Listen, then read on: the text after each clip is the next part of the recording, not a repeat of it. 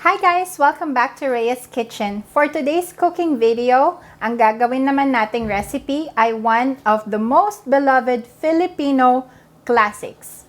Ito ay ang pandesal.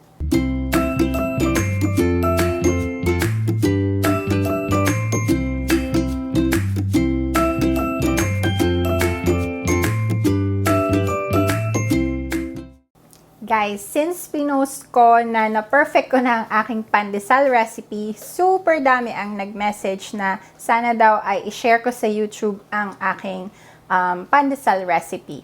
And here it is guys, para dun sa mga naghihintay. So after trying so many recipes of pandesal, finally I came up with the perfect pandesal. So sana matry nyo din siya at home and let's get started. The ingredients that we need for our pandesal are 1.5 cups of bread flour plus 1 tablespoon of bread flour. We need 1.5 cups of all-purpose flour plus 3 tablespoons of all-purpose flour. We need 1 teaspoon of fine sea salt. We need 1 room temperature beaten egg. We need 3 tablespoons of semi-melted butter. We need 4 tablespoons of castor sugar. 2 tablespoons of powdered milk. So I have 1 cup here of milk, but this consists of half cup of evaporated milk and half cup of whole milk. And nilagay ko siya sa microwave for 1 minute. So, we have to let this cool down before natin siya isama sa ating mixture. And then, for our yeast, we need 1/4 cup of lukewarm water and 2 1/4 teaspoon of active dry yeast plus 1 teaspoon of sugar. So, hinalo ko na yung ating yeast and we will wait for 10 minutes for it to proof. So, let's get started. So, guys, let's start our pandesal. So, I have 1.5 cup of bread flour here. Isasama ko na din yung 1.5 cups of all-purpose flour. Yung mga tablespoon ng ating bread flour at saka all-purpose flour, mamaya na natin siya isasama. So, yung ating milk powder or powdered milk. Yung ating sugar. Yung salt,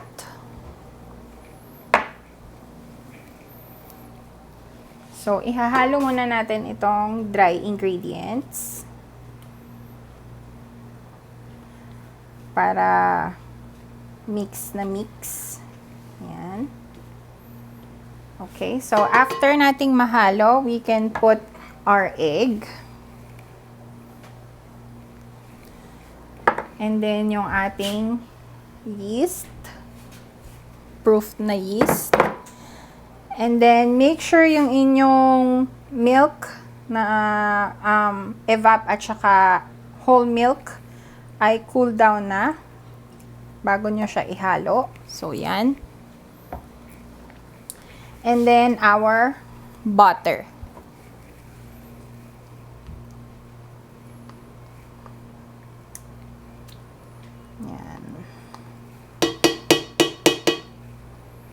Okay. So, i-attach na natin ang ating dough hook kasi magne-knead na tayo.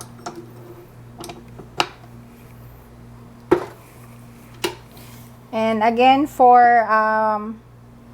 kneading the bread, always stay at speed number 2.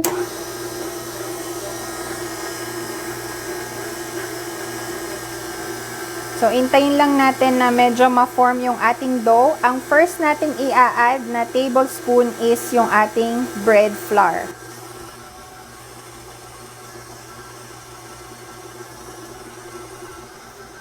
Okay, at this point, pwede na natin i-add yung ating 1 tablespoon of bread flour.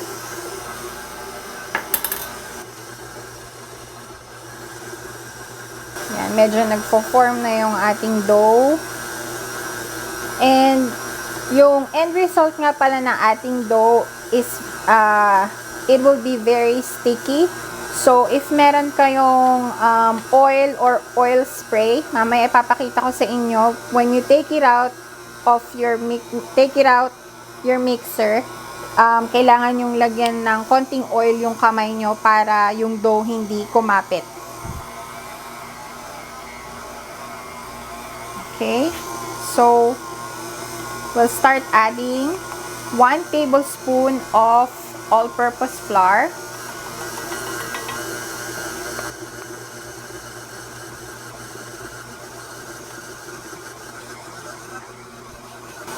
Okay, so medyo nagpo-form na siya. Then, mag-a-add tayo again ng 1 tablespoon of all-purpose flour.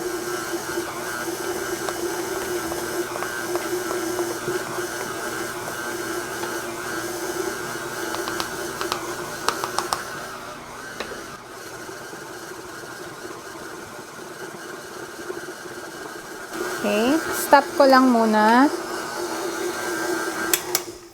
to check on our flour. So, yan, very sticky. So, ilalagay na natin yung huli nating 1 tablespoon of flour.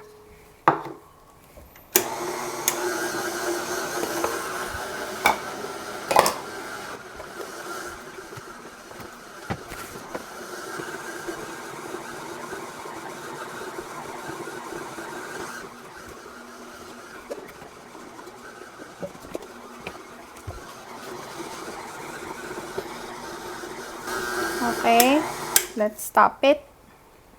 And yan, medyo sticky pa rin yung ating flour. Pero kung nakikita ang ating dough, sorry. So ayan. Okay na siya. So I'll take it out, but ipapakita ko sa inyo kung paano. Okay guys, so here is our dough and gagamit tayo ng oil. Spray lang tayo sa kamay natin. Yan.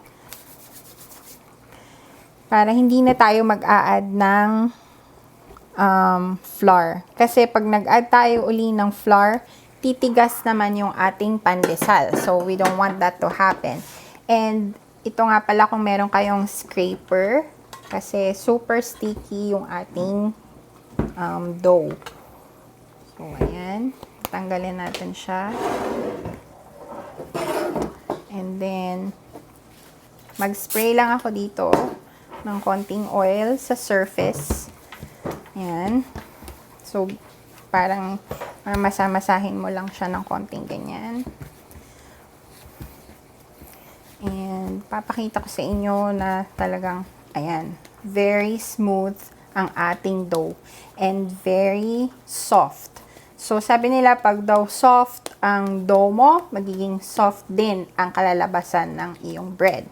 So, yan. Ilalagay ko lang siya sa greased pan or bowl. Yan. Ilalagay ko siya. And then, tatakpat ko lang siya ng plastic wrap. And then, we'll proof this for an hour. And then, papakita ko sa inyo yung sunod nating step. Guys, ready na ang ating dough after 1 hour. So, ang gagawin ko lang is mag-o-oil ulit ako ng aking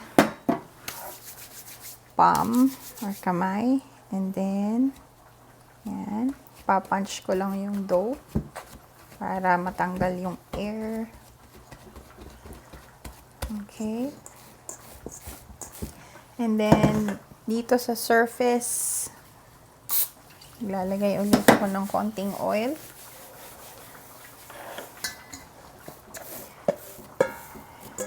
Ayan. Okay. So, ang gagawin ko sa dough is, if meron kayong kitchen scale, i-weigh muna natin yung dough. Especially if gagamitin nyo tong recipe na to kung magbebenta kayo. So, i-weigh lang natin yung dough. And then, usually, ang yield ko sa dough, sa isang dough is 20. So, 998. So, about 50 grams each. Okay? So, ayan. So, iweweigh ko lang siya. And then, papakita ko sa inyo. Hahatiin ko lang yung dough. Okay guys, so ito na yung ating na-weigh na dough. And medyo kinulang tayo. So, 19 pieces lang yung ating yield instead of 20. Kinulang ng isa. Pero, ito na yung dough. So, igaganyan lang natin. And then, itutupi. Ganyan. Into a ball.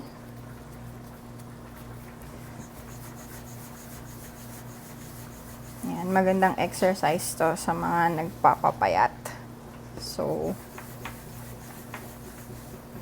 okay. Once na na-form na yung ball, didip na natin siya sa breadcrumbs. Sorry guys, nakalimutan kong i-mention na we need breadcrumbs.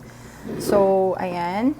Then, i-set aside lang natin siya and make sure natatakpan nyo siya para hindi maging dry yung ating dough. So, gagawin ko lang to, then ipapakita ko sa inyo yung final product.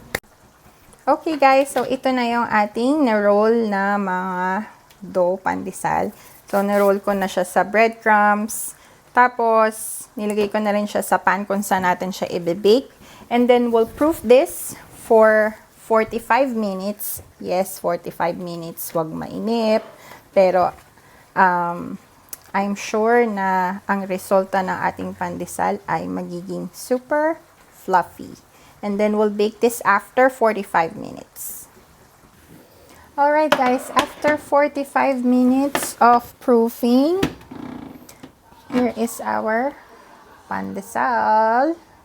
So, ibibake na natin siya. Na-preheat ko na yung oven at 350 degrees.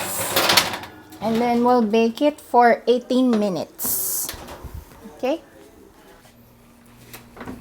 Guys, ready na ang ating pandesal. Woo! Guys, here is our finished product. Bango, super fresh. So, titikman natin ng ating pandesal. Of course, meron tayong kape. Ayan. So, ito yung pandesal. Ayan. So, super lambot siya, guys. And, crispy yung kanyang ibabaw. So, ayan. Yummy! Perfect! So, tikman natin. Reminds me of my childhood days. Pandesal. And coffee. So, sana guys, matry nyo din siya at home very soon.